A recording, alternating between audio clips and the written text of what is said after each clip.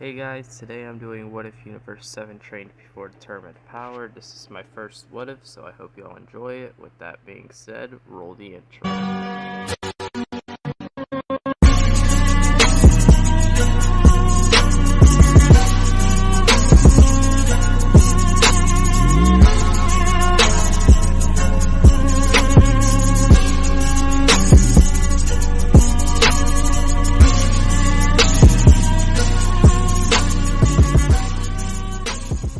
We start the story off at Capsule Corp, where Goku, Vegeta, Piccolo, and Gohan are discussing going into the time chamber for the last amount of time they have left, where Bulma hears this and gives them capsules for food, so that covers Gohan, Goku, and Vegeta for those months that they're going to be in there.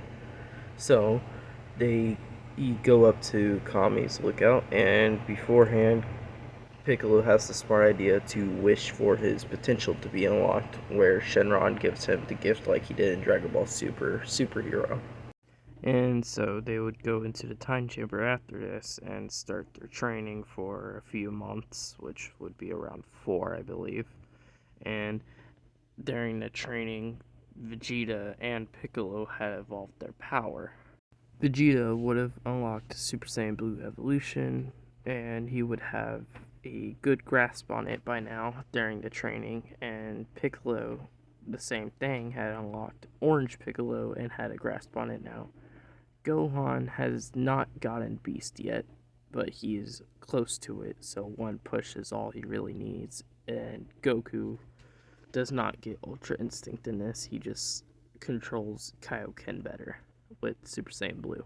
So the tournament power starts off after they exit time chamber, and the team's the same as normal, and everything else goes as normal too, until we get to Gohan as he encounters Hit. So this is the first change. He fights Hit in this, which he's doing pretty well. He's parrying against him in Ultimate, and we already know Ultimate was on par with Super Saiyan Blue Goku at the time, and this is a stronger Gohan, so he's keeping up with Hit until Hit upgrades and time skips a lot to the point he pushes Gohan towards the edge, which causes Gohan to remember his family, and he snaps and goes into beast mode, which at this point Hit stands no chance because of beast mode Gohan is on par with Ultra Instinct Goku and Ultra Ego Vegeta,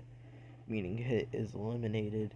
And after this, the only thing that changes is Piccolo is there whenever they fight Aniraza, and after that it leaves Topo, Dispo, and Jiren versus Piccolo, Android 17, Frieza, Goku, Gohan, and Vegeta.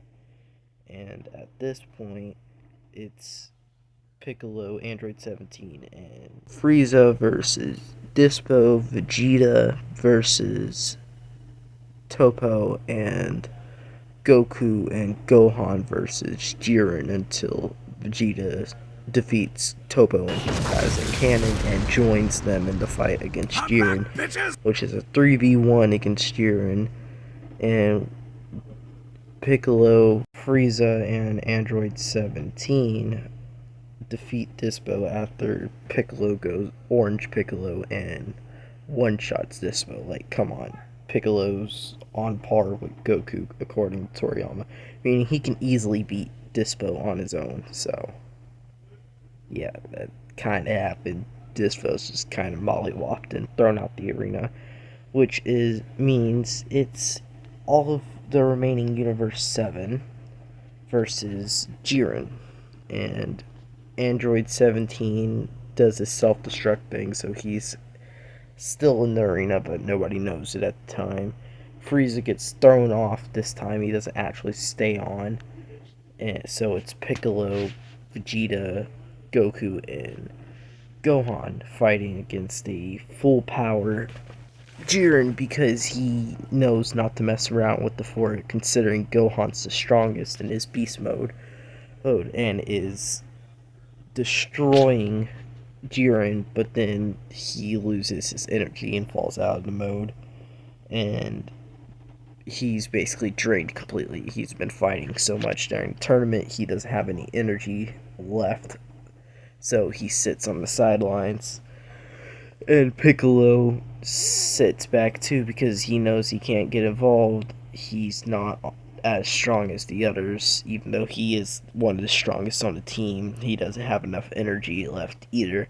So it's just goes in as canon. Vegeta fights Jiren and loses, gives his energy to Goku, and Goku goes to MUI and almost defeats Jiren, but at this point, instead of Goku falling to Master Ultra Instinct giving out, he does fall out, but then Gohan comes in and finishes the fight with a Kamehameha in his beast mode, using the last bit of energy that Piccolo had given him when they were on the sidelines, meaning Universe 7 wins, and the wish goes to Gohan, and he uses it to revive all the universes. And now we move into the Broly movie. Well, there's not much to say here because Vegeta has access to Blue Evolution on his own, and Goku has Kaioken upgraded to times 50 at this point because he mastered times 20 with ease. So he doesn't get strained by it anymore. So he has up to times 50 now. So even if they weren't able to defeat uh,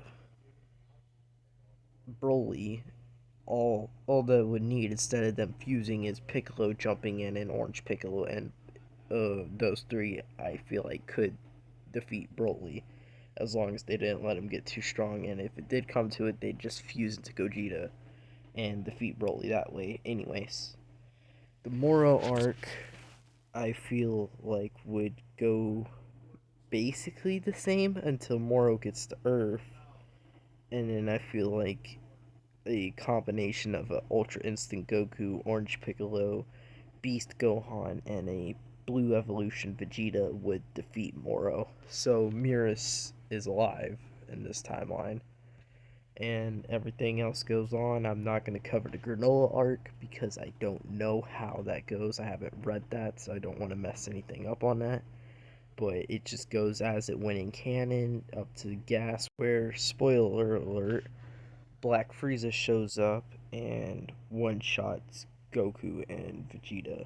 So that leaves off the story for now, unless something else happens. Superhero does even need to happen, because if it happened, it goes way easier than canon. Gohan just one shot Cell Max, and that's it. So I hope y'all enjoyed. I know this was kind of rushed, but this is my first what if.